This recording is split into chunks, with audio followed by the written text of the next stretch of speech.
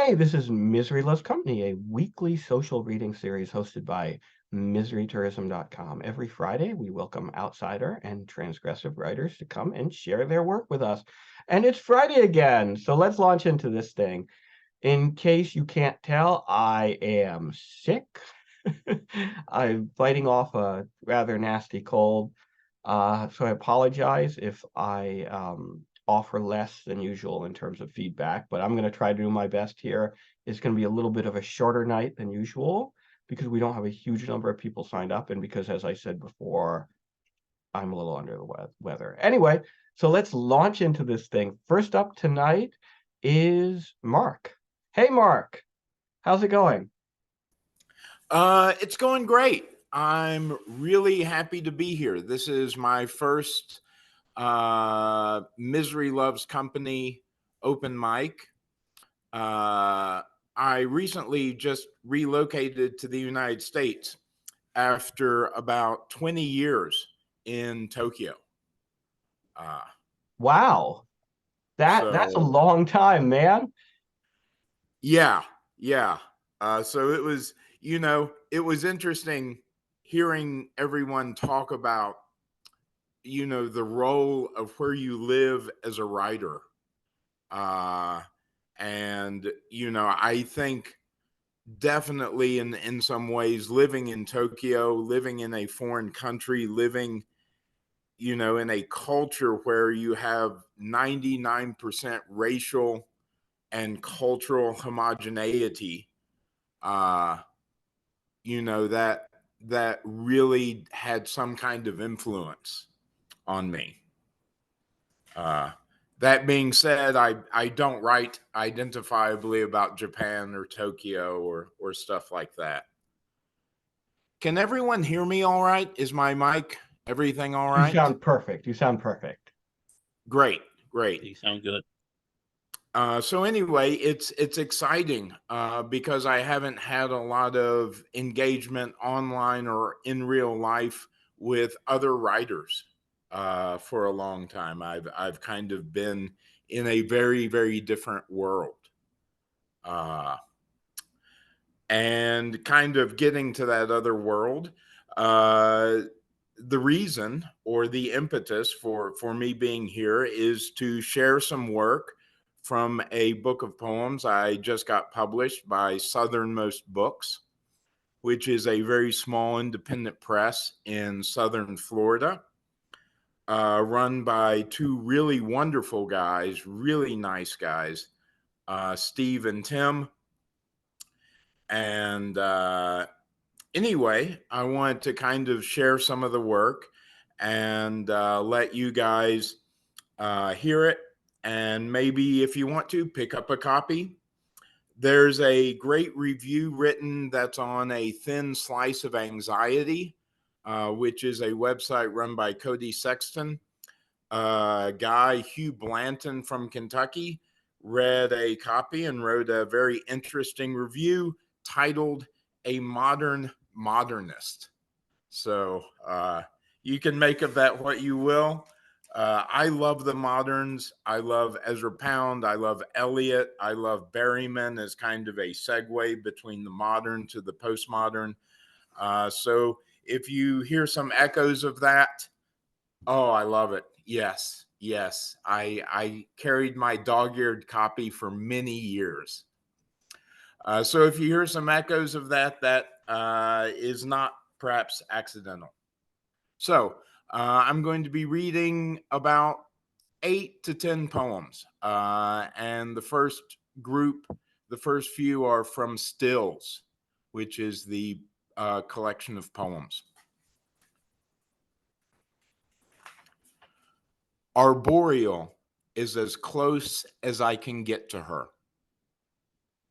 In her former life, a fly fishing guide, smoked filterless cigarettes.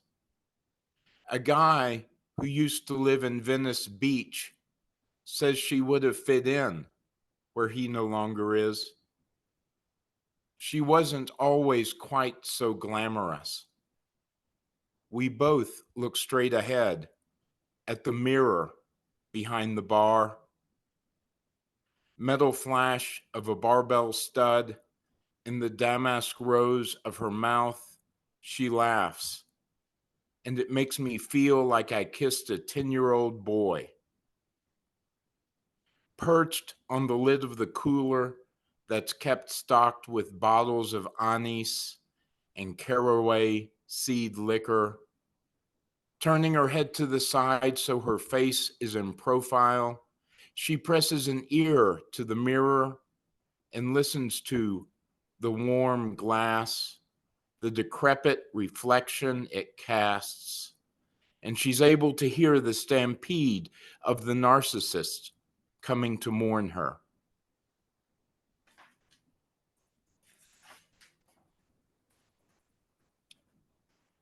The story of the mat kind, or road. Thicket and undergrowth backlit like crepe paper, you could poke your finger through, make a hole to the other side of what you can't be sure, licks green prehensile tongues that drift up to leafy canopy. This vaulted stained glass blaze constricts the asphalt road, interlocking angular crushed stone faces stuck of a piece with bitumen, winding tar glazed over terrain I can't see, feel disconnected from, like I myself am rising up by licks, higher and higher until finally floating, ethereal, undulant river of blacktop absorbing all the available light, making me wonder about what's underneath.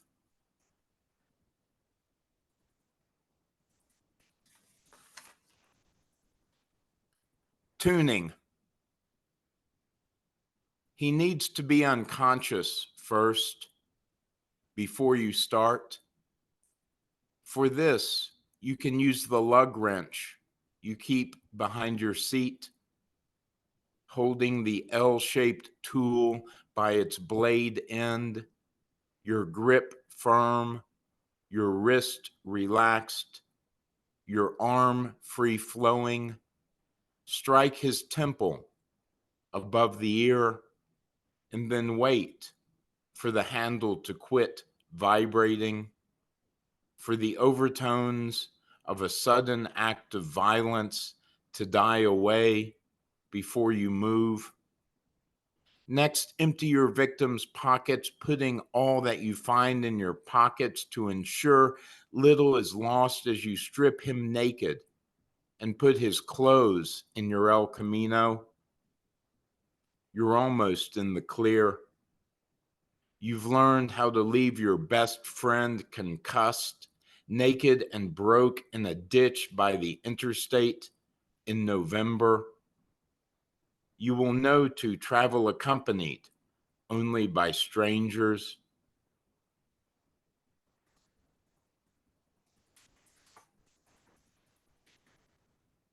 May 1976.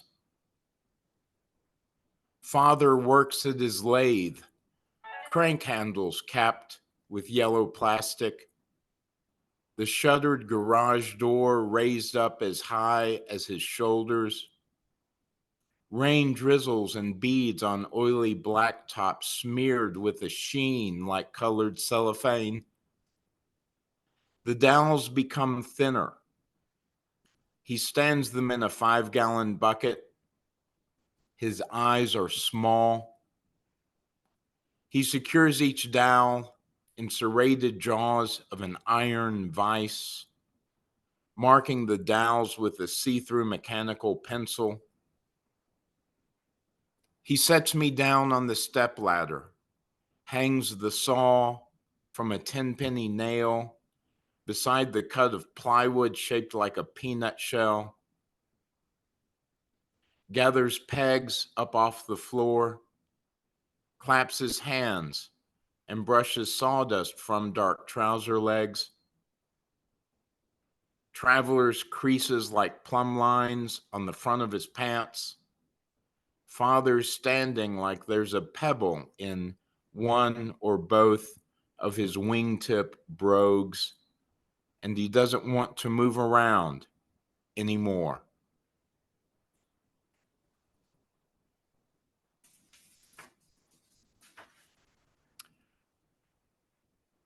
I believe you said what you said, and beyond that, not much.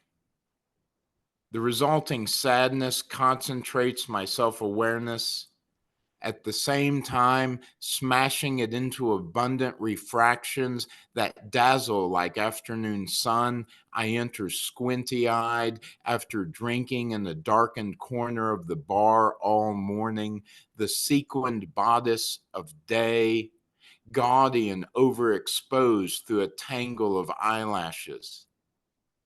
What the taste of chocolate frosting, waxy with too much paraffin, does to every thought you have about cake.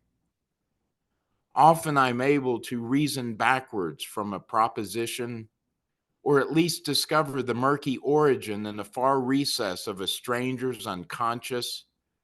But with all this talk, what was it? Something about bears? Hypothetically tracking them? Not. I've got to stop. I mean, it's a clear day. Prowling the lowlands while dressed in this Highlander camouflage, when I look up and see not a cloud in the sky torn to scraps and swatches beyond the leafy canopy, it means there's little to no chance of torrential rain, and all it drenches, helping a profile that's optically fractured and broken, but only in ways wholly conspicuous, blend in. Every tree and bush and rock formation will continue to look real, thus keeping me and the ones who are watching oriented until I ease in place, slide, and come to rest at the apex where myriad crosshairs converge.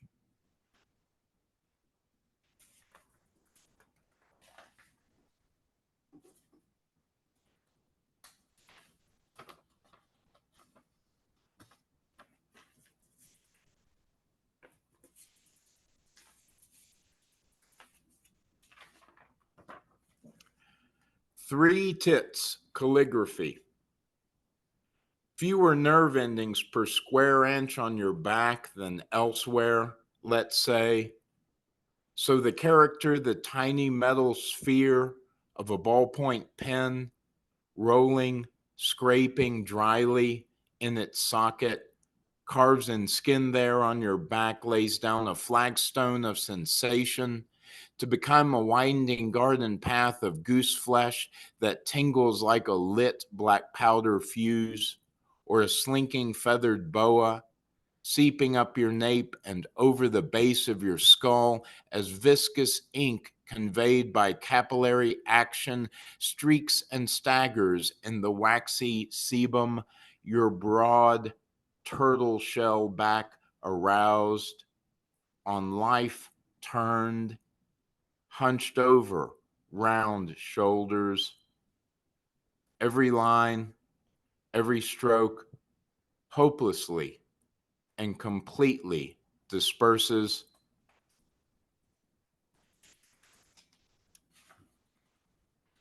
This is the last poem I'll read from Stills, and it's How I Imagine You Now. The pause mechanism having run out of time allotted to view any single frame before the video player enters sleep mode, and the TV lacking signal or source leaves me with a vivid blue screen that's not unlike the chroma key green, the unique and distinct and as far from the natural skin tone of humans as possible, green hue, the punk rocker turned actor spoke lines and gestured in front of as guest on a lesbian's daytime variety talk show, a green set that later became animated interior barn as the audience watched the ex-rocker perform, perfectly execute deep knee bends, back straight and head held up,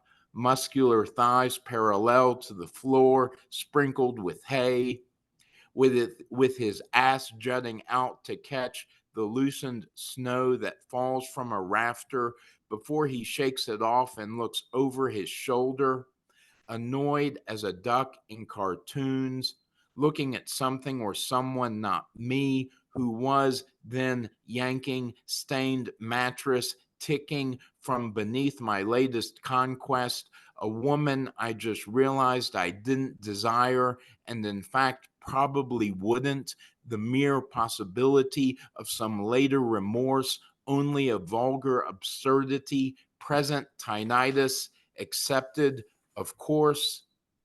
I recall the idea that presented itself while I watched you unwrap in the sun and then bite at the marketing ploy known as half a foot long and set it down on the concrete. Now, I would like to read two poems, and these are from a chapbook that will be published in January 2024 by Naked Cat Press. If keep your eyes peeled for that, because I'll be tweeting about that as we work on that and come up with the cover and get a release date and so on. The spy who came in for his appointment. The difference between an idealist and a man obsessed. The difference between us, doctor. Each successive ring of diagnosis your clinical aptitude makes draws out another unconscious emotional malady, begging from the first psychic wound the ultimate utterance like a tree, the axe. When I came home today, coming in out of rain, and crossed the threshold into tongue and groove, wainscoting stained sunset, red orange, that filled the entrance hall with warmth inside cold, forgotten stonework. I wondered what has really changed since weather. That original space we all shared was cordoned off to help ease us into the first false division.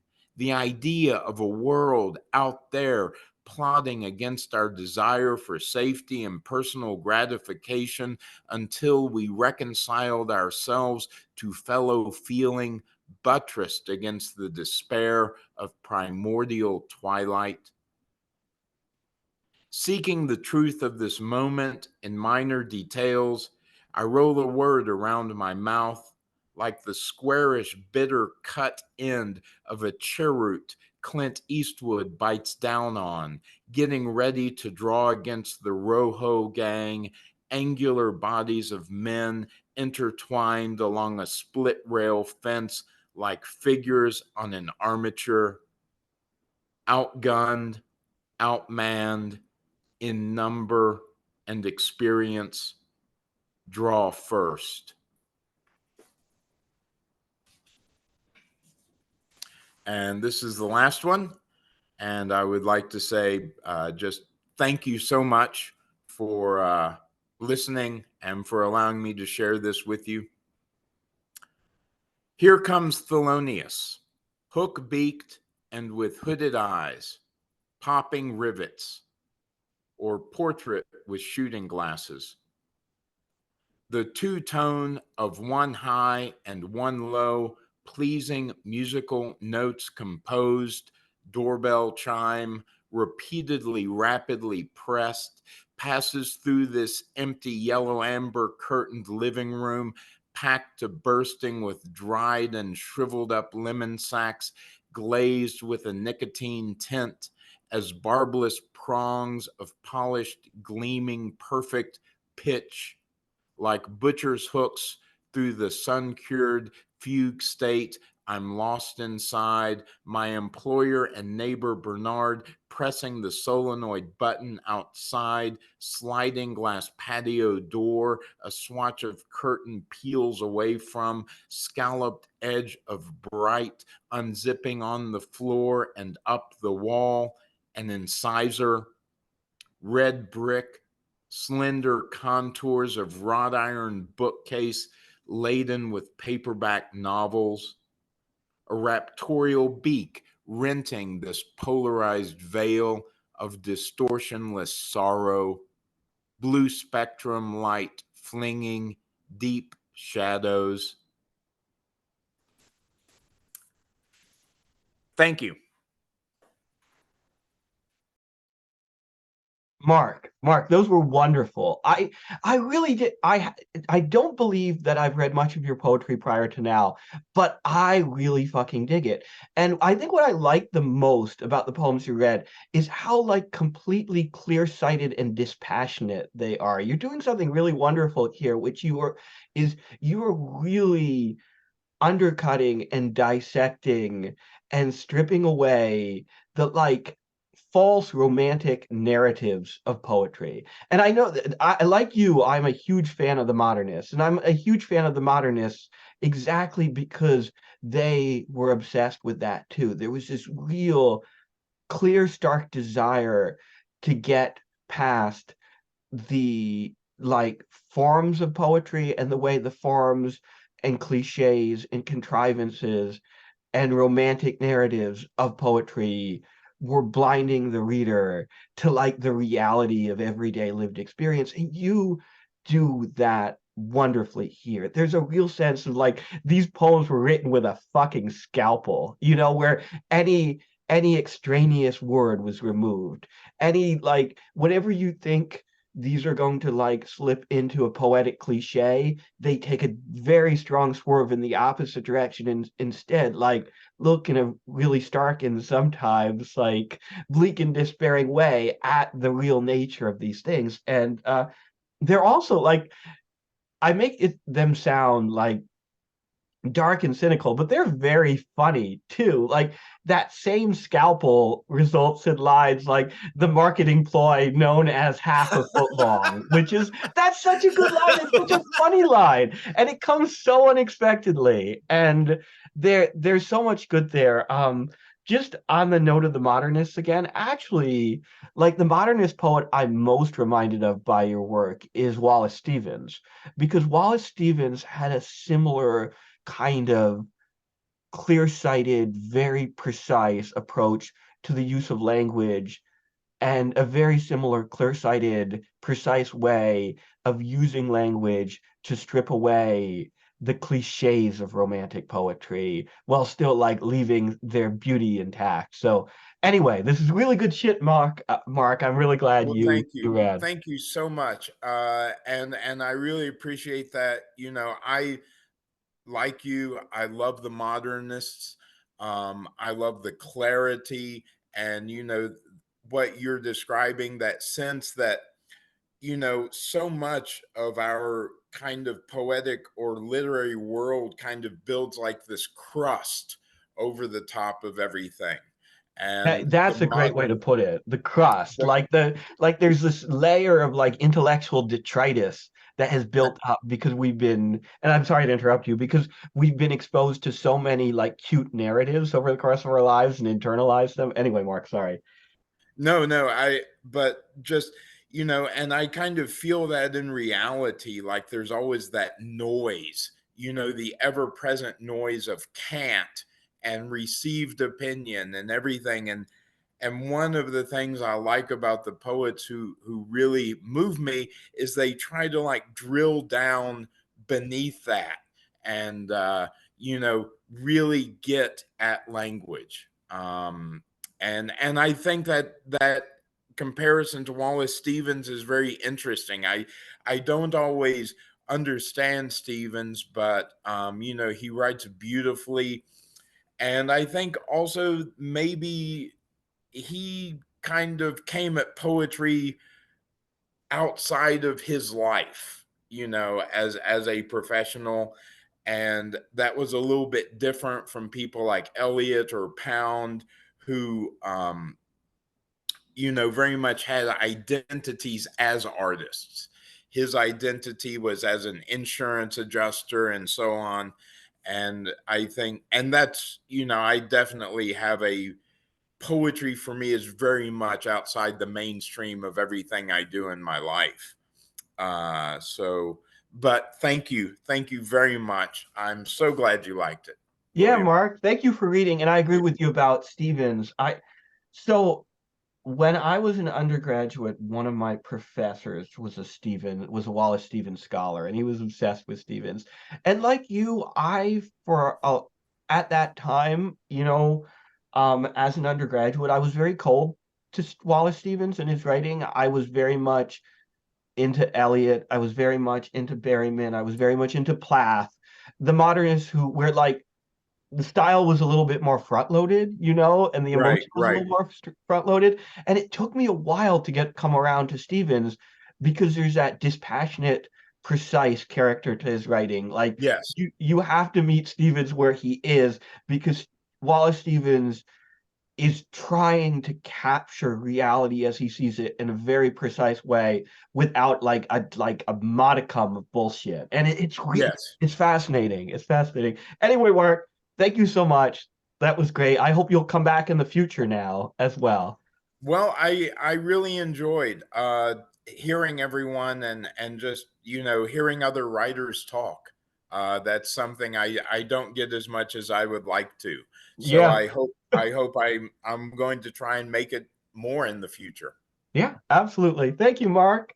Yeah, And Mark. Well, I just oh, wanted to say one thing about the poems. All of them, they have this like way of leading you through like almost like a physical sensation, not sensation, but like a physical, like a tour kind of.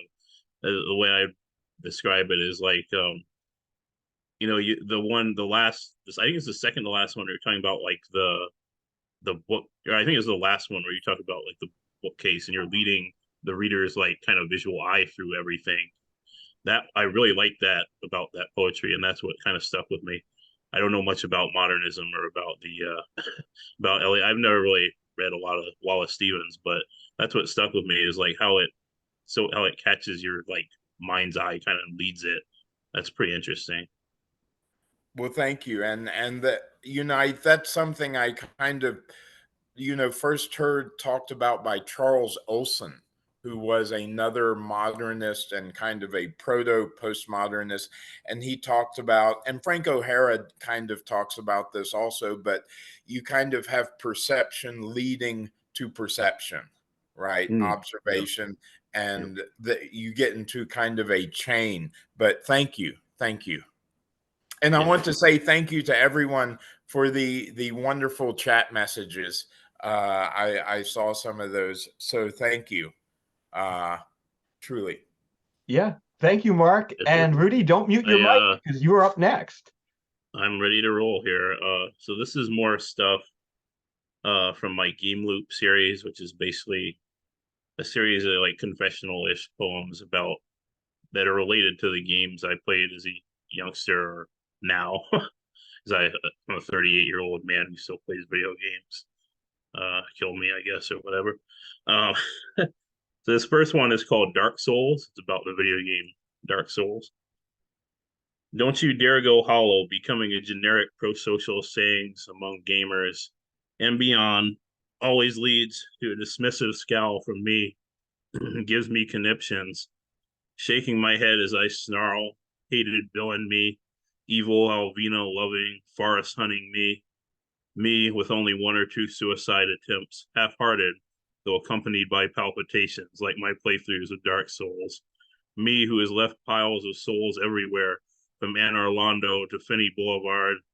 Me who stayed seated at the end of Ferngully when Hexus was mitigated to the best of our ability. Me who wouldn't stand and applaud as the cool, scary shadow of people's fears about climate change was conquered by the light and magic of the 1990s animation industry. Sloth and wrath pretty much defined my experience with life. Something I loathe. Another thing I loathe is plot. One thing I like about Dark Souls is its unwillingness to universalize, its reticence when it comes to narrativizing the struggle beyond scattered fragments in the world that you can put together or leave broken like the toys or other shit in my childhood room that either me or my mom busted. I have been in environments, real and imagined, that are a story, real or imagined. I have never been wowed by a game telling me a story. Game storylines make my brain fall into a smothering ring of fog, cash with the flames doused. The profundity of JRPG prose is invisible to me. Well, maybe if you squint. Fucking who gives a shit? Text on the screen makes me reach for my revolver. Ocelot twirling his gun. Now I'll show you why they call me. This thing I've got spinning in my hand. From Software's brand of storytelling is a gift, one given to me before by Half-Life, but I will still act surprised. Surprise! I can end this on a positive note. Inside of you, there are two Miyazakis. One is an elderly man fixated on young women's. Guess not. The other likes to show, not tell, stories of loss, destruction, religion that scroll across the projector in my brain like a fruitful void of monastic silence. This next one is called Heretic. Hexen Beyond Heretic was a better heretic. It's right in the fucking name. Lord, I remember arguing with my Sunday school teacher when she shit on role-playing games, saying that RPGs were good, actually. Hexen and Heretic were RPGs to 9-year-old me because they had magic and Hexen had classes. Birthday money spent, birthday evening spent arguing with mom after me and my dad brought home Hexen, and she saw blood and gore in big letters, thermometer almost bursting, temperatures rising. Blue mana, my dad said, watching me play. Yeah, I replied. Mana means money. I was like, oh, $49.99 is a lot of mana. Multiple shots from the Arc of Death. Probably too much to waste because mom heard Senator Palpatine's fucking tirade and decided video games were a power fantasy, a negative force choking out morality, turning everything into Mos Eisley, spacebar, depressed, spinning all kinds of mana, spinning mana to unleash blood scourge on a Slatar defensive shield up, hoping my violence isn't reflected back at me, spinning mana to electrocute the Heresiarch in the seminary, cube slinging death, and more. Unflinching bastard. Spinning mana to freeze dark bishops, a chilling effect on their right to mutter blasphemies. Speaking of blasphemies, it turns out mana is also something biblical, food for thought, or hungry Israelites. No, actually, it's money. Teacher smiling dumbly. No, it's bread. It's God's. Me, furrowed brow. No, actually, it's money. Teacher starts laughing and says, well, I guess maybe. Backing down from this mana a mono situation. God knows my mind, so he knows I wanted to shoot lightning at that teacher, shocking her to death. Shockingly disproportionate response. Imagine however many volts just ripping her apart. A real power trip. Or fantasy, I guess.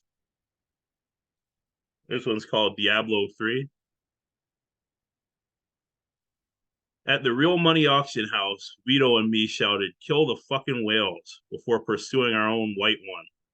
A single fight against arcane enchanted enemies that didn't suck dick. Our nightmare playthrough looked like 1,000 Pequods smashed to bits. Wizards of Anadonia with beige squalls. Big cocks. Black fucking coons. Black shaboon with an animal prick.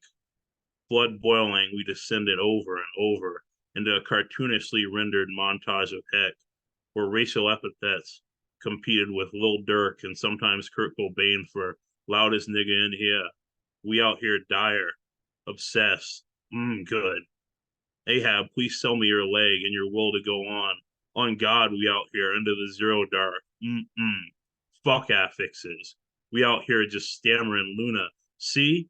Every motherfucking piece of AIDS trash in this nigger-ridden jungle is a black disgrace. From hell, some motherfucking, from hell's heart, I stabbed at me.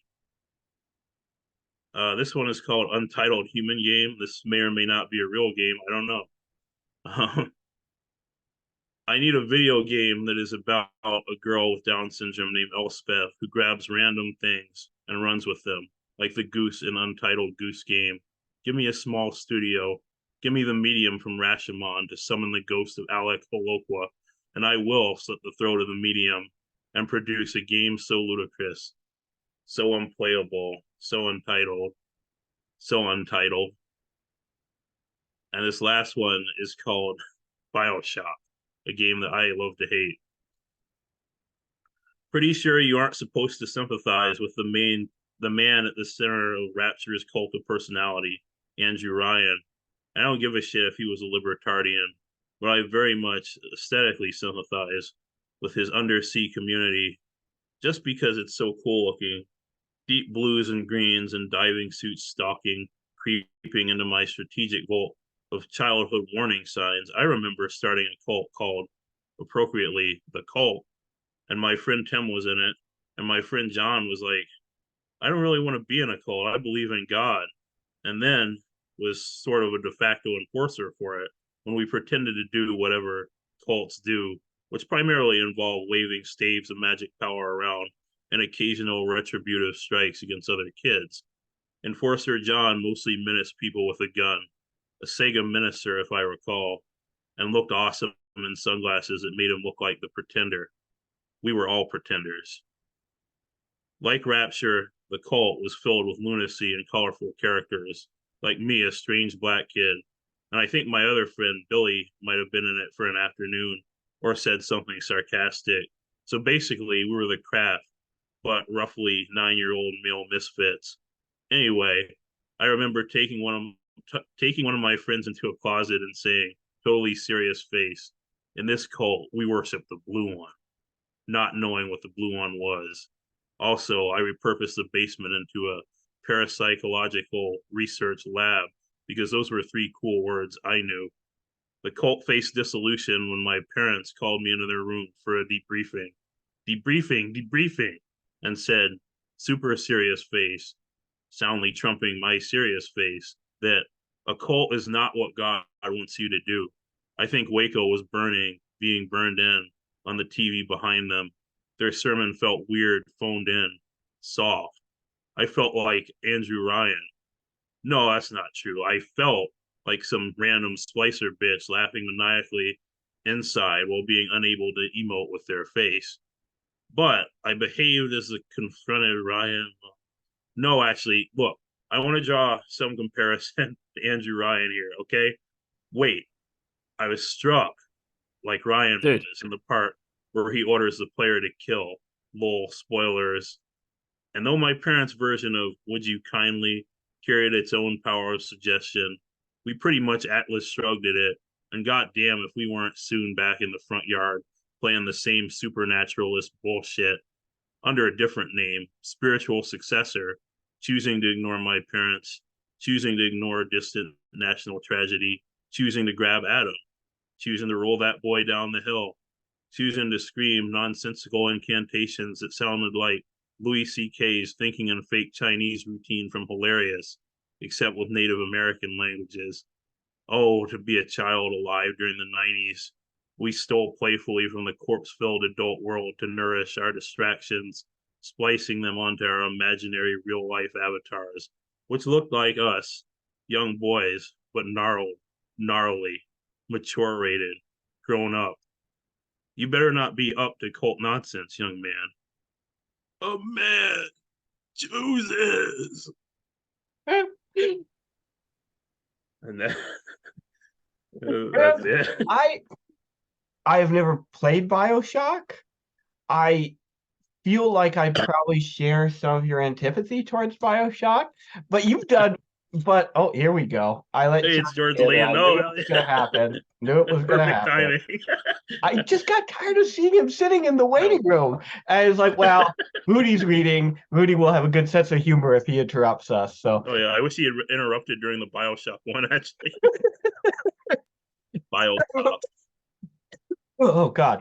Sorry about that. I've been trying to mute my mic when I cough, but anyway, Oh man, I love this BioShock poem. I think this is one of my favorite of your Game Loop poems because oh my God, it gets so well because I knew you when you were 9 years old, right? And I was 9 years old Yeah, when you were 9 years old, and I yeah, remember the like perverse make-believe games, right? The yeah, silly worlds that you created and I created, and how like that weird sense of like overlap with the real world seen through the like cracked and distorted lens of childhood experience, and how it was both a better thing and on some level also a much worse thing. yeah. And like the reaction of your parents here. I like the way that you integrate the reference to Waco in this piece, that it Mm, arrives midway through instead of opening the piece and mm, after we've been introduced to all of the cult stuff, because it says, I think, something about how those kind of childhood like refractions of adult experience work, which is like you're influenced without even realizing you were been influenced, right? It's only when your parents drag you in and say, "Hey, Waco's going on. Why right. are you starting a Yeah, yeah. cult with your friends?" That you're like, Right. "Oh, maybe Waco's the reason I'm starting a fake cult with my friends," right? Like, and Right. that Yeah, that's actually a good point. the like and that like particular kind of childhood logic wouldn't be so as effective in this poem if Waco had appeared earlier instead of appearing exactly at the right spot where it does. Um, the other poems are very good too. I want to draw attention to at least one thing here, which is that you have the best description, I think, of my experience playing Diablo 2 in the line where you talk about blizzards of anhedonia.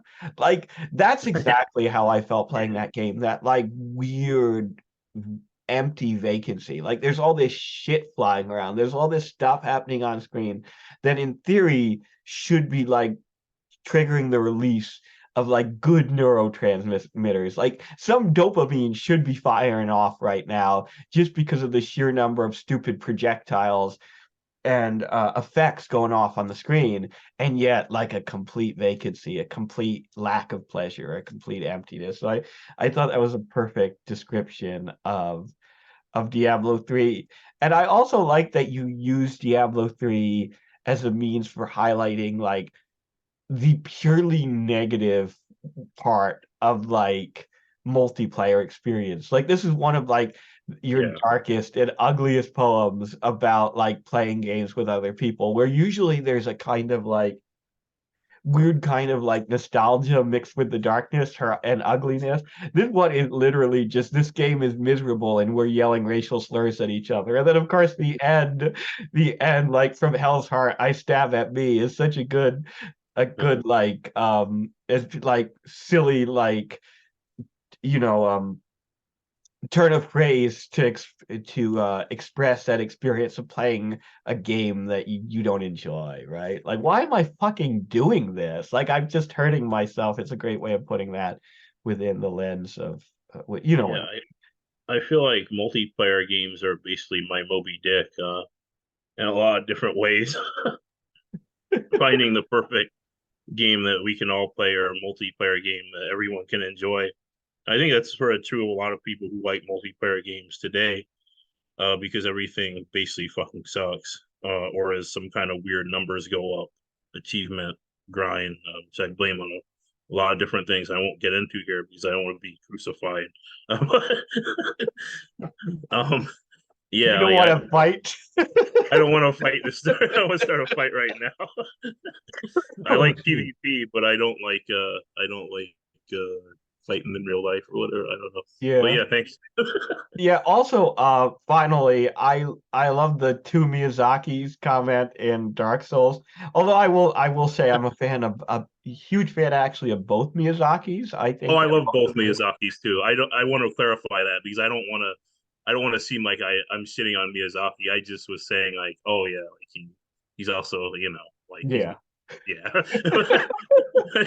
But the contrast between their work, right, between the work of Studio Ghibli and the work of From Software is so fucking fascinating to me. And that you know, the coincidence of that both being kind of headed by Miyazaki, but Yeah. because they, in both cases, there's a kind of perfect capturing of polar opposite Mhm. tones and aesthetics, right?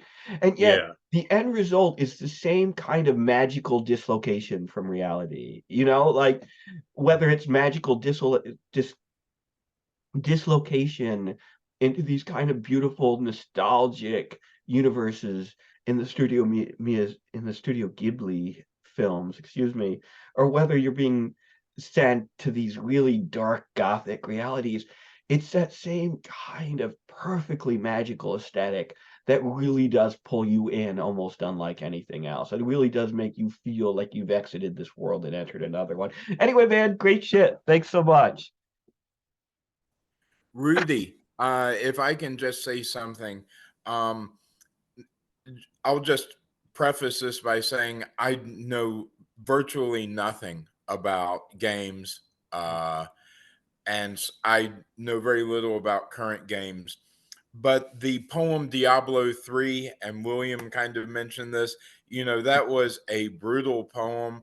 And a lot of times I hear the word deconstruction tossed around, and I'm not always sure that people understand what it means, but I felt like Diablo 3, we got a kind of deconstruction of the gaming experience, how all this stuff is happening, and then finally you're left with this void, and you find yourself in kind of this abyss of Yep. of just hate speech, or just the worst kind of lashing out. And then in the midst of that, getting almost to kind of the molten center of the gaming experience, there's that confusion of identity, right? From hell's heart I stab at me, which I thought was a Yeah. wonderful way to end the poem, where you kind of reveal the paradox, the dark paradox of the gaming experience. And I love that. So Well, thanks, Mark. And I'd like to tell you more about that. I don't want to take up too much time though, but Diablo 3 for me, I'll just say, was a very self-destructive experience. And I think for everybody who played it, it was like a very like self-harm experience almost. So yeah. Thanks though. Thanks for that. I really appreciate that. Yeah. Thank you, man. Thank you, man. So, Michael's up next. And Rudy, in the after party, we're going to have to explain some gaming terminology to Derek. Seems a little confused in the chat. Uh, You were trying to say no after party because you have the sniffles. I know, yeah, and it may not be much of one, but we'll see. I'm feeling okay right now, in spite of the fact that I can't say more than a couple lines without hacking up, phlegm. But anyway, Michael, the on that positive note, I mean, if we want to keep having a conversation about why Diablo 3 is a bad game, I'm ready to have that conversation. I'm actually not ready to have it, honestly. Like you mentioned, I'm still scarred by it. Yeah, that was a lousy game. Just lousy. I mean, I don't know. Like, I was definitely one of those people who like lived in Diablo 2 for the better part of like a very lonely time in adolescence. same. Cool. So this is another like Western Central Massachusetts story. I guess by way of like a little introduction, like just living here, like, walk around the notebook, like take various weird notes of like things I overhear and see. And I've long wanted to like stick it all into like one narrative. So this is an attempt to do that. Um, it's called Local Flavor. 10 days of so much rain before the town and river beg for mercy. Then, at last, a break. Me here clipping toe crags on the steps and breathing the muggy reprieve. Now, Jay, patron saint of idleness, who last year beat back rabid cancer just to watch his missus fade, hauls his latest pot of soup down from his second floor walk up. I get the nod, so I duck inside and collect bowls, napkins, spoons. I'm part of the ceremony now, a minor priest, one step closer to the altar of soup. It's okay to be excited about things, to feel good about being involved. I tell Jay it smells like his best work. I hope so, he says. Jay's hand shakes as he raises the lid. Broth steam eels against his beard. Thick noodles lurk, serpents amid islands of carrot and chicken, flecked by chive and onion kernels. Jay tells me about the woman who needed help as she reached for broth at the supermarket. How good it felt to be of service, so close to the end. P and D arrive. The other D, not the D carted off in a midnight ambulance 2 weeks back. No word from him since. Jay gives P a soup bowl ladled to the brim. Other D offers everyone a cigarette. You hear the one about Michelangelo? Other D asks. He says Michelangelo's name with a fake Italian accent. No, says P. He wouldn't let his wife paint his nails, says other D. Jay hands me a bowl of soup. I worry when he doesn't make eye contact. No good? Other D asks me. I think I'm missing something, I say. The ones who get it will get it, other D says. He winks at Jay. B shows up and slips me a flask of brown. We're cousins, and he's drunk, and he wants me to join him. All drunks crave an equal footing. I haven't seen him in months, not since our family buried his father in Holyoke. Help me finish this, and then we'll go to the concert, says B. The community band. The rain date, remember? I remember B telling me about this woman who plays clarinet. How 2 weeks ago he went home with her. One time he showed me the text he sent her since. Dozens, an unanswered stream. Have you heard the one about the guy with 5 penises? Other D asks B. No, I haven't, says B. Jay ladles himself a bowl. Other D clears his throat and then says, this guy with 5 penises, he goes to the doctor, tells him, Doc, I got these 5 penises. Doctor asks, well, how the hell do your pants fit? The guy says, like a glove. P laughs and I laugh too. Jay smiles and sips some broth from his bowl. B finishes the flask and tucks it into his jacket. Come on, he says. We leave J and P and other D and the soup behind and walk into town. Everything is still wet from the rain, so the shops are empty. The record store owner locks the door as we pass. A battered sedan struggles noisily through a dark puddle. Stoplights flash yellow up and down the street. At the town green, a small crowd clusters in a scattered semicircle in front of a wooden band shell. Mostly old people in rickety chairs or motorized scooters who've wandered over from their side street redoubts. A few families, 20, maybe 30 musicians, unpack their instruments from their chairs. There she is, says B, and he points, but I can't tell where he's looking. The conductor kneels and reties her shoes. Then she stands, turns to the crowd, and talks about the community band, how much rain they've waded through to play. I clap with the others as she turns her back and raises a baton. The band fumbles through a numbingly patriotic jingle. Reminds me of childhood, July 4th, the trooping instruments, back when inspiration was easy. I sit and tug at the grass. B squats and removes the empty flask from his jacket. He flicks the glass like he's trying to scare the last of the booze. The band finishes the number, and as applause and chatter wave across the green, B tucks the flask back in his pocket.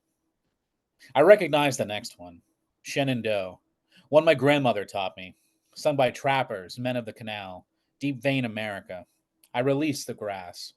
I'm bound away and my bones are water, and for a few moments I'm not one of the countless guys of Massachusetts who never find or want to find a reason to leave town, who surrender to cheap bottles or shit food or the warm law of the syringe.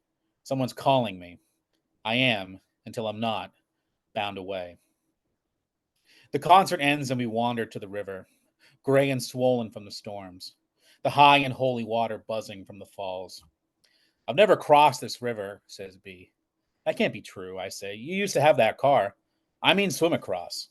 Well, they tell you not to do that. Well, they tell you not to do a lot of things. B pulls his shirt off and unbuckles his belt, drops his pants. I do the same.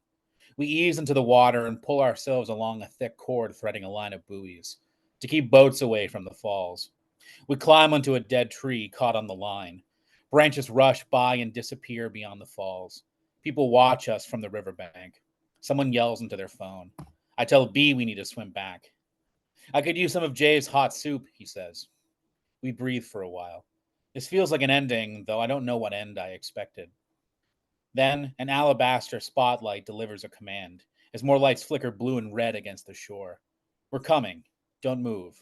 We're on our way.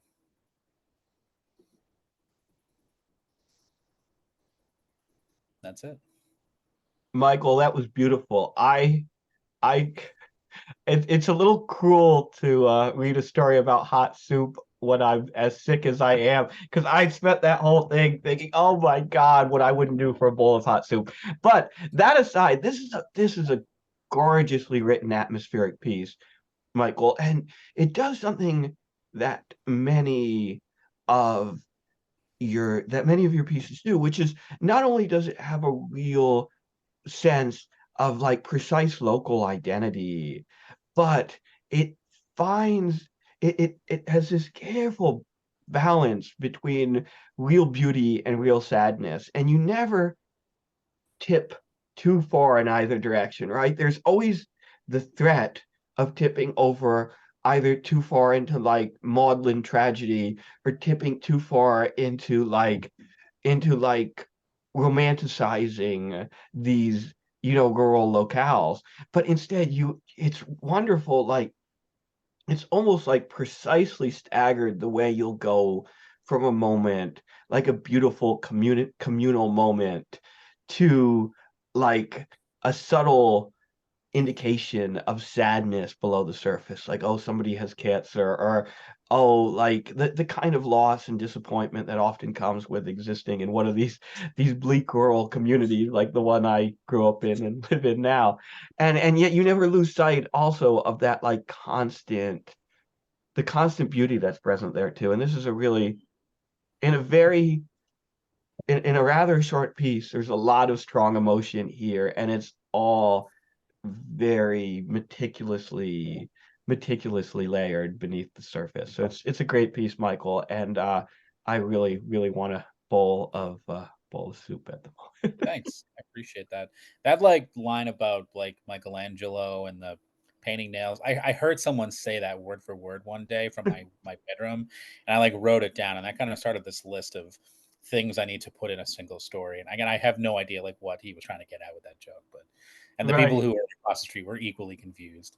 But then he told the five penises joke, which like killed. So That's a great fucking joke. That's a great fucking joke. I like yeah, I don't know it yeah, the paint is I don't know. Because if we're like they weren't even using nails in the conventional sense, right? Like it's not like like his like he was painting. I know he was painting like the surfaces of chapels, like he was painting on walls and on ceilings and stuff, but like nails, I don't.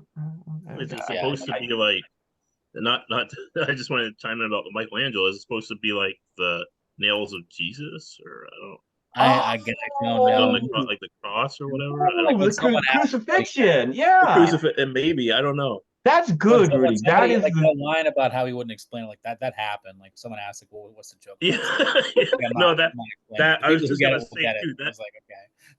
Yeah, that rings like so true to like local character type of experience. Mhm. Like William mentioned, like depressed, like economically depressed type of communities, like rural communities, like where we're from. And there's also a line there about Shenandoah, the song you mentioned, the traditional song. Man, that is perfect because I remember like that's if I is that the one that Ken Burns uses all the time in the Civil War ones, usually I Yeah, he think does. so. about regiments from Mhm. Massachusetts. Yeah, that like that really like, and you mentioned the fur trappers and like the kind of cultural exchange stuff, and that like it's perfectly captures that you can taste it. Really, I'm glad it starts with like the soup thing because it's definitely a story you can taste. I'm glad to hear that. I appreciate that.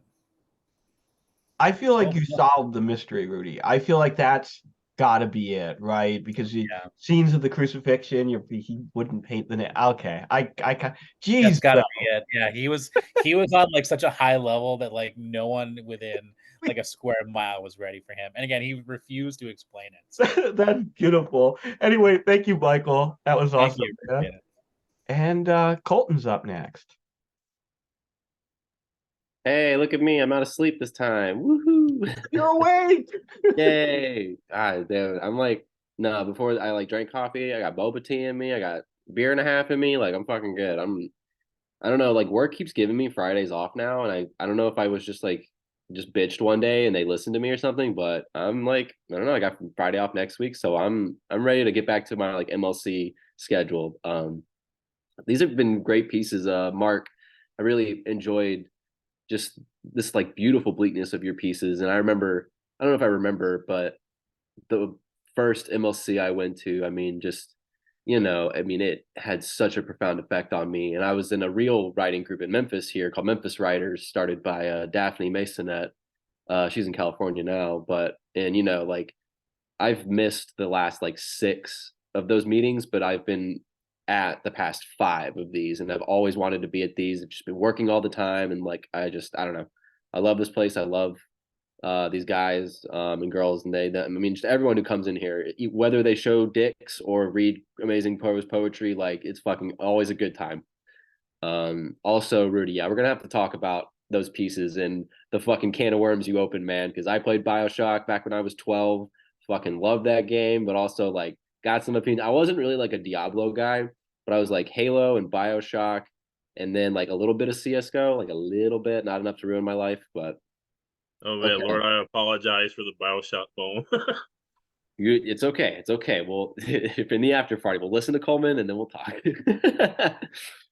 Okay. So these poems, gosh, went to the mall, got inspired. I've been seeing this lady at work, and so I've got like a little love poem kind of. I've been into Basquiat really hard. Just I read one article about him dating Madonna, and I was like, okay, I need to look more into fucking Basquiat. So now me and my mom are like looking at his shit. She's getting inspired. So yeah, and then the last piece that I'm gonna read is like my attempt at like a spooky Friday the 13th kind of deal. But yeah, and start with the first one. It's called "I'm Here to Make Sure That Your Heart Still Works."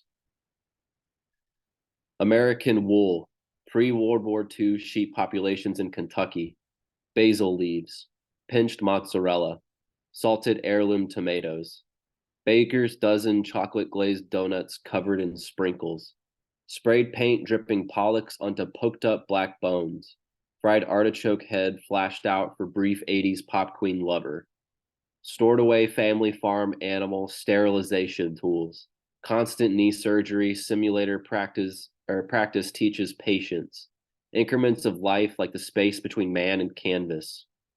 If you're my Madonna, then I'm your Macarena. Their situation is so Hatfield and McCoy.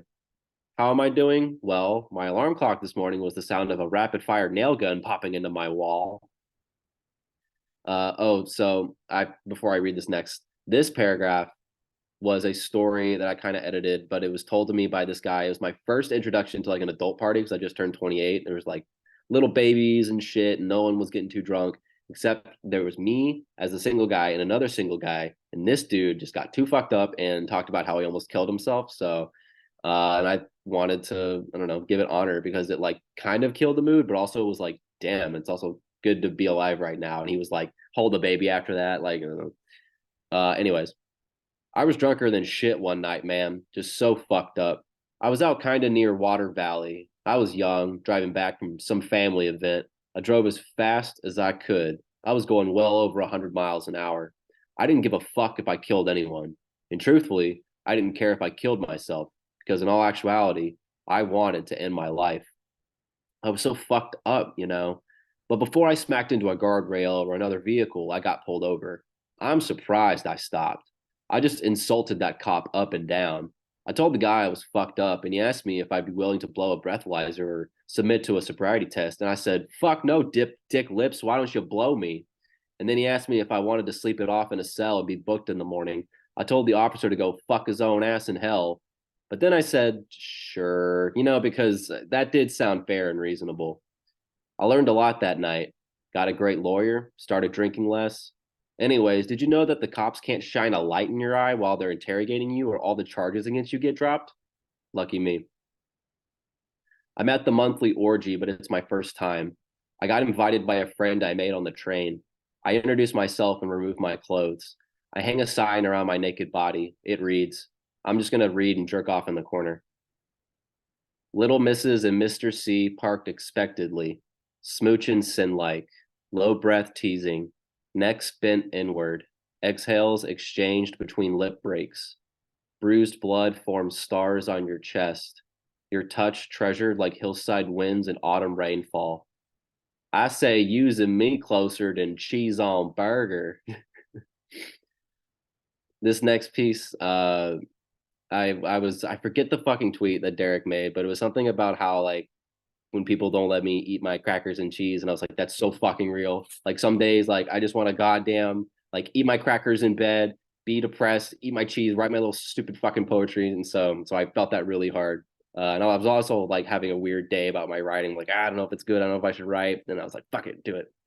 This piece is called "No, I'm Too Scared, I Won't Do It." You can glitch out anywhere at any moment. I have primal instincts for potato soup. Oh, fuck yeah, soup reference. Nice. An IRS spam number thinks my name is Delina. I have no idea why. And this is like, this piece here, I don't know. I was like, I want to write a sea shanty. And then, I don't know, I just got bored with it, but I wrote a little bit. That man shortly went to death as he sang over sonatas in a familiar darkness. He drowned it under the deck with Popeye and Bugs. Heard them howling, I did. Those boys was thrown around like netted fish, too scared to swim or float. Their lungs overflowed as quick as the boat. Screams were smothered, then stopped. Being swallowed like bait never stopped me. No, never stopped me none. I tried everything I could, you see. I really did, but the lifeboats were starting to fill. I was thinking about my own neck, sir. I thought about why my mother, she's scared for me to leave, and I told her I was going to do my best. She left this world shortly before my voyage on the waters, sir. I wasn't going to be scared, sir, but I was. Intentional interior explosion is what sunk us. New prisoner was sent to solitary for his night terrors. Mind bent, locked, snapped. He got out, found the gunpowder barrels, lit a match, just killed himself, blew himself up and burned up 50 or more people in the process. Could be more. I'm still trying to remember things right and all. Mall walkers, everything must go, closing sale on the Great American Cookie. Let's get Auntie Anne's instead. Okay, you're not like those or them. You're more H&M, sitting by the fountain next to Santa's lap behind the sunglasses hut. What's happening? Remote control toy helicopters and Shadow the Hedgehog backpacks. Let's escalate and buy a Gengar shirt. Got it on right here. Got that shit at fucking Spencer's. Ripping off Ethernet wall jacks at home. Great. Now I have to return the router. That's not the AutoZone way. Do the dance like the hustle. Sorry, I can't shut up. My ankle hurts. Like the ligament is torn or whatever. Do you want any sides? They don't have mac and cheese. I know, it's dumb. Here's a hot topic. I need my CP time. Let's hit the showers. Wouldn't it be awesome if we had long tentacles for arms? Actually, don't answer that. I don't know what possessed me. My apologies. You're right, Derek. I'm not me when I'm off my wits, without my Ritz. Fine, I'll do it. Just give me my snack, my cracker with cheese. All right, this next piece, I was wanting to write a manifesto, but not be like super like weird and gay about it, like some people do, but like also just wanted to like just write something. So, but being published by Pig Roast and this new project that is going to come out, Abuser, it's just really having me like appreciate Jeff and his wife and Adam and just the whole process and like just, and I'm always wondering like what's going on right now, like what like what is driving me. And so I don't know, just this idea. And I think Logo, that guy on Twitter, there's like some author like sitting in a fold back chair. I forget who it is. But that's like kind of the ethos I have going on is like, dude, couldn't be fucking bothered. Like so much shit in the world, so much shit that's got on in my life, couldn't be fucking bothered. Excuse me. This is the Webbed Folding Chair Manifesto. American language forged by a fireball, floating around orbiting service lines. Boxes of old-fashioned donuts. Fuck, I was really hungry for donuts. Hoppy koozies, happy families, patiently waiting as a black smoker slow cooks recipe seasoned meat. Manifestos are expressions. They are not directions. If you want that, then go RTFM. Read the fucking manual. The Constitution is a means of expression. Kind of purple, though. Its X is killing O's. It's definitely not the law of the land. Land is conquered and fitted for an invisible class structure to exploit. On the flip-flop, expression is art made living before it becomes a product. Moreover, expression now is inspiration and deviation from products toward products. Consider Basquiat's art in America, an intense expression combining language traditions with multimedia techniques and material and pictorial forms. Language and visual art both transformed forever. Seeing the cover-ups and bold choice techniques of inspiration, art is a Mexican standoff, not with the piece itself, but with what the artist, self or otherwise, went through to make it happen. Baseline struggle, senseless victories of a self innately defeated. We still see overseas camps and death operations on television. That's why surreal poetry never went out of style. Don't Submit knew this. The wartime author knew this. And the anonymity of publishers is keeping similar projects intact. I believe in privacy, but not for countries. Like, countries should be spying on each other, but doing absolutely nothing about it. Like, they shouldn't have weapons, but they should have absurd satellite technology. And everybody just understands the whole mutual destruction thing. That's our bad for starting that, by the way. Again, this is just expression. Violet Lights, JODKD, Heroin Circus, when Britney Spears, when she said, "You're either an entertainer or an observer." Bitch, I'm both. Only some people can put out work that can inspire a want to love or a want to kill or a want to change. In general, nobody can do shit. Talk about a revolution again. Say that word to my face. I dare you. I swear to God, nothing pisses me off more than that word. Shut the fuck up. This country will send you overseas to a place that doesn't make sense. And then when you fly back, they'll decorate you all prize dogged, all bruised and trauma fucked. And even when you think you're safe, they'll kill you if you try to expose the will of the state or oppose the will of the state. This both works. Want to do something about it, tough guy? Okay, show me your fleet of tanks. Exactly. Show me life hacks. Show me the real beauty that literature should create. Every expression can create beauty. Expression is something that involves the exterior, the edge that touches the material. Beauty is not in your arms. It comes from exposure, oxidation. It comes from life pressures. It grows old in the sun and talks about the weather. It looks at the time and coughs. It gains experience and retains skepticism. Like the sun, it keeps life growing. It burns me when I stay out too long. It keeps language loose. It keeps prose as a mystery. It melts ice blocks in the pools of water that contain old living organisms. It throws down warm light on people glowing with reddened wounds. It keeps an orange flame going and going. The sky holds beauty in the sun against its blue background for us to see it, as we are trapped here, not a cloud in the sky, breathing in thick air on a muddy green earth. Karate chopping a thin stream of water gushing from a spigot, being speared through the knee, finding a place of peace through surrender, fighting through felonies for beliefs and maternal trust. Please, sir, I am begging you, let me give you this water. Please, sir, my boss will be mad that I didn't give you water. Please, this is not a joke. Oh my God, I don't want to hurt you. The one kid on the opposing football team that didn't get the memo about letting the subbed-in retarded kid score the game-winning touchdown for the homecoming team. He's already mid-sprint and nobody can stop him. So for this next part, whenever you get a bottle of PBR, there's a suit on the underside of a cap. I mean, I don't know. I always assume like maybe alcoholics will get it, but like I don't know about everybody else. So that's the explanation for this next part. I'll take a Pabst. Okay. Bartender pops the cap, slams it on the counter. Queen of Hearts. Bartender looks at me.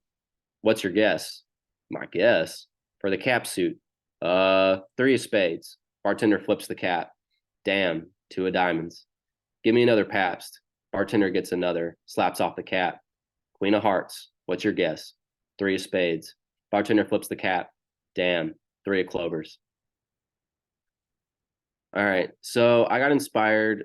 Fuck, I'm supposed to have the link ready, but if y'all want to look this up, I'm going to type it in the chat. I was listening to this album by a bunch of Memphis dudes. It's called, weirdly enough, the name of the band is Children of the Corn, and it's called The Single, I think. But it was released the year I was born. I was listening to it recently, and like Memphis was really like back in the day, like late 90s, early 2000s was big with like horrorcore, and so like this time of the year, like I don't know, like old Memphis rap is just fucking awesome to listen to, like Kingpin, Skinny Pimp, and Children of the Corn, 3-6, like a bunch of people.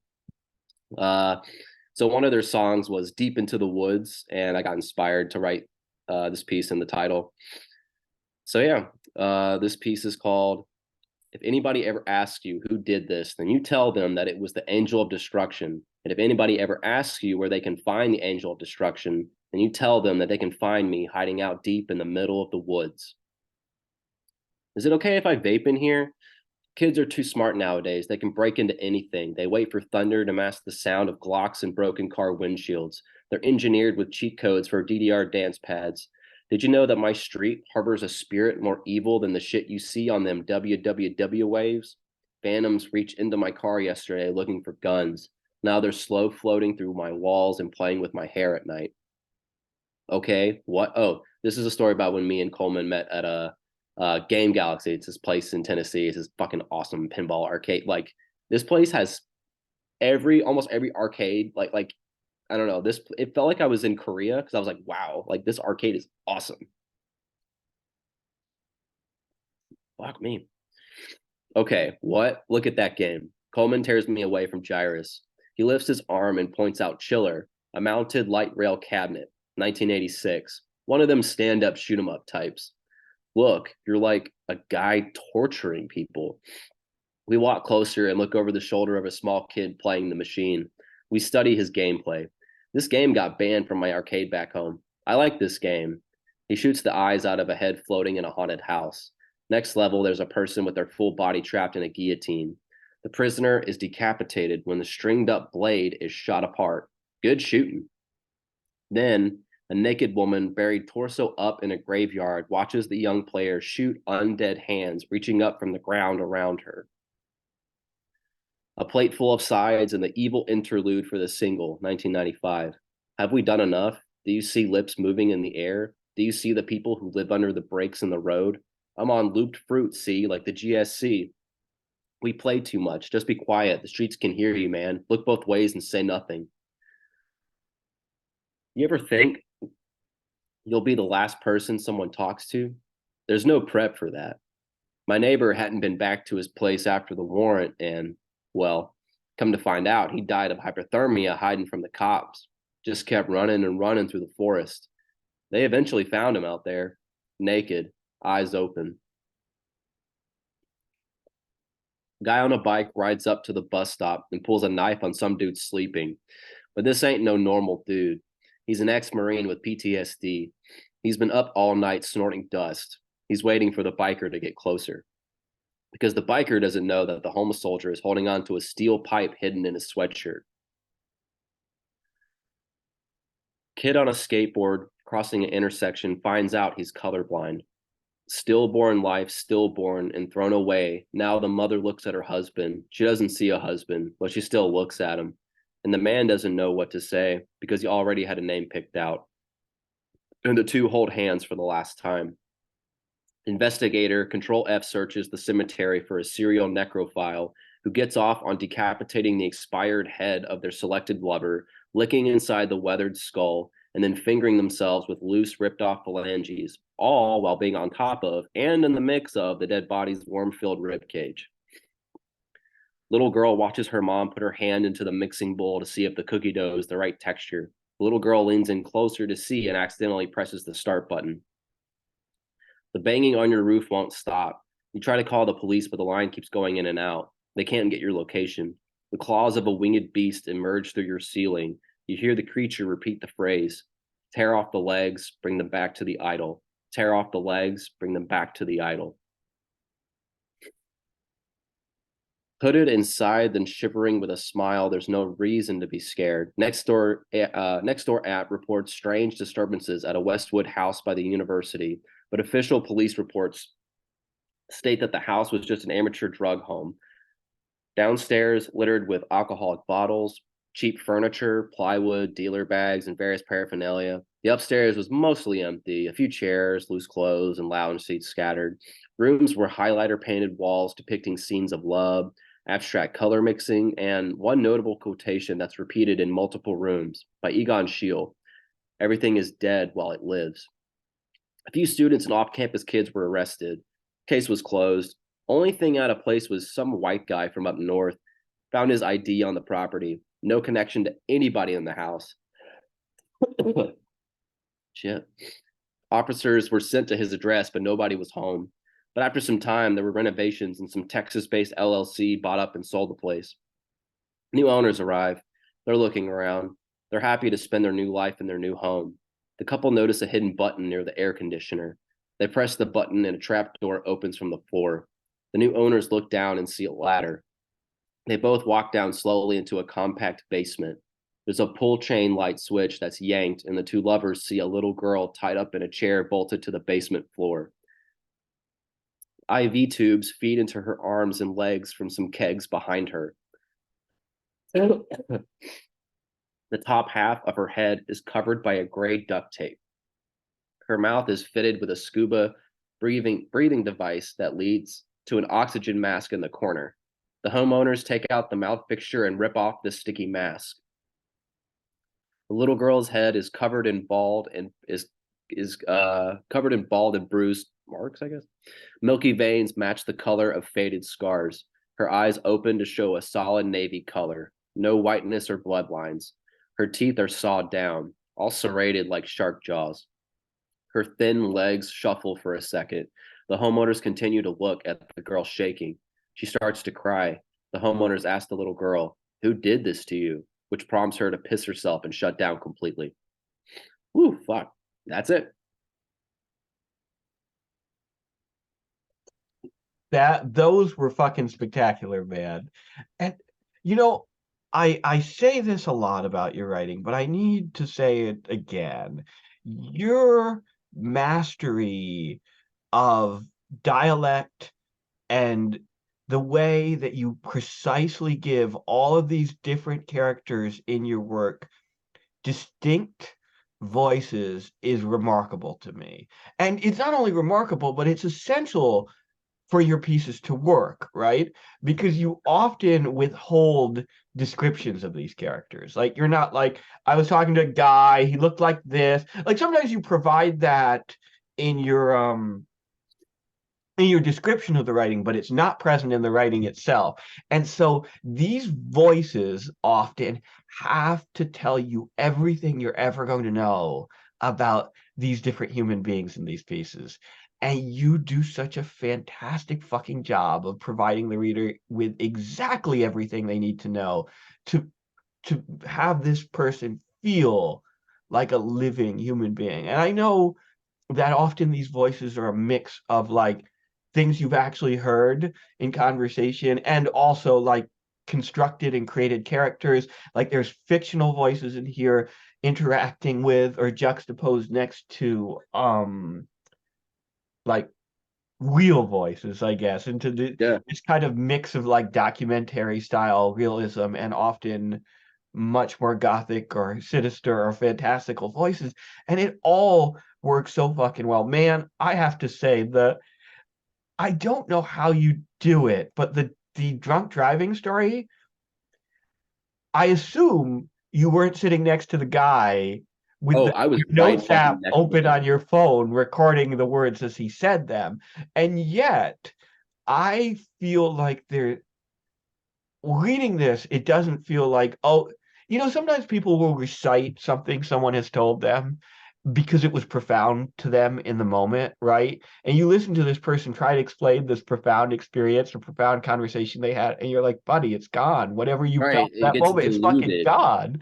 But Yeah. that's not the case here at all. When you were reading that, I felt what I can only imagine is exactly the same, like, knee-jerk, deep, visceral feeling that you felt while you were listening to this guy explain it. And either you duplicated his voice very precisely and very exactly, or you found a way to improve upon it. And either way, fuck, you did a great fucking job there, man. Though, just even the way it ends, like, like because it's such a bleak paragraph, right? Where he's talking about basically being a suicidal, and then the fact that it ends on like basically I got off on a technicality, like it's so beautiful. It's so beautiful. And those are the kind of like beautiful swerves that you often only experience in real life conversation. And it's just wonderful shit, man. Just through and through. This selection in particular, you really fucking on point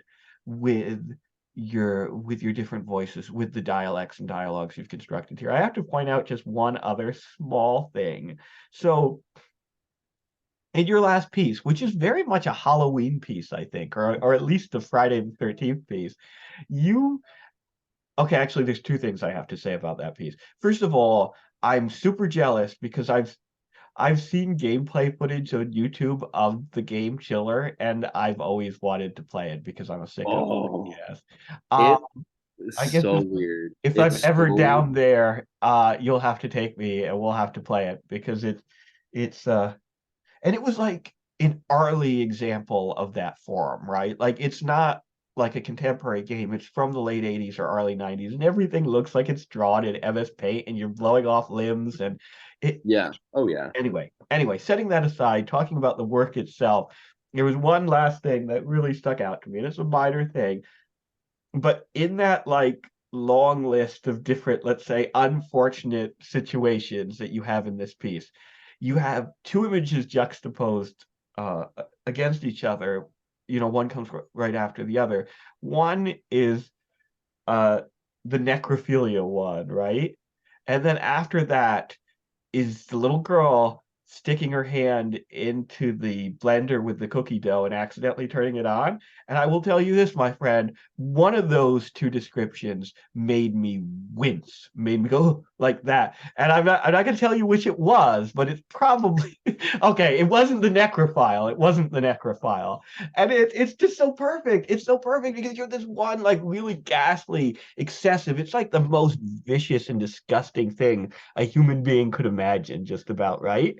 And listen, maybe I'm just jaded from from going to these readings and like years of like reading and publishing transgressive literature. And I heard, and that part, I was like, yeah, that's pretty gross. And then the thought of that little kid sticking her hand in the blender and then turning it on, and I just saw in the, even though you don't describe it vividly, I saw in my brain those the blades spinning to life and the finger coming off, and I was like, oh God.